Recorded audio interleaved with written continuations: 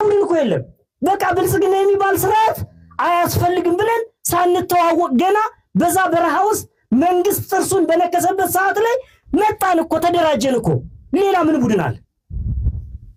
ምንም የለም እኮ ሌላ እንዲህ የሚሉ ጥቂት ሰዎች ናቸው ጦር እንዳይመስላችሁ እነሱም ማሰር ነው አስፈላጊ ከሆነ እርምጃ መውሰድ ነው እንጂ በሰፈራችን ተወሽቀን ተቧርነን ልንቀጥል አንችልም ስለዚህ እናስተካክላለን እንኳን ደስ አላችሁ አሁን የመጨረሻው ሰዓት ነው ጓዶች በብዙ መመዘኛ እዩት ትግላችን አሁን ማለቅ አለበት ይሄን ለመቋጨት ልብን መቋጠር ያስፈልጋል ትግል ሲጀምሩት ቀላል ነው በሶስት ወይም በአራት ሰው ይጀምራል ትግል ለመቋጨት ግን ብዙ መስዋዕትነት ይጠይቃል ብዙ መውጣት መውረድ ያስፈልጋል ብዙ መታማት ብዙ መሰደብ ብዙ መንገላታት ያስፈልጋል መቋጨት ነው ትግልን ከባድ ስለዚህ ለመቋጨት መጠንከር ያስፈልጋል ልብን መደንደን ያመጣን በደል ነው ያመጣን መጀመሪያ አሁንስ ዕውቀት ያስፈልገናል አሁን እንጠፋለን በዕውቀት ካልተመራን አሁን እንጠፋለን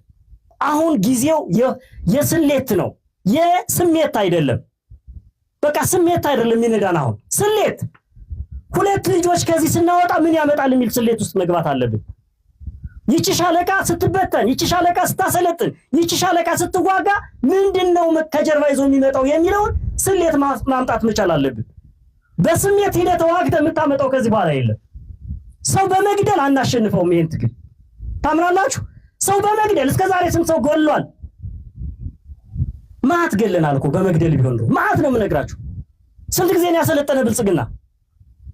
እጅግ በጣም ብዙ ጊዜ ነው ያሰለጠነ እና ለምን ነው ዛሬ የሚያሰለጥን ጨርሰነዋል አስከድተነዋል ደምስሰነዋል ይሄን የተደረደረው መሳሪያ የተረከበው ከሱ ነው ለምን አላለቀም ትግሉ ካልህ መግደል አይደለም የሚጨርሰው ትግሉ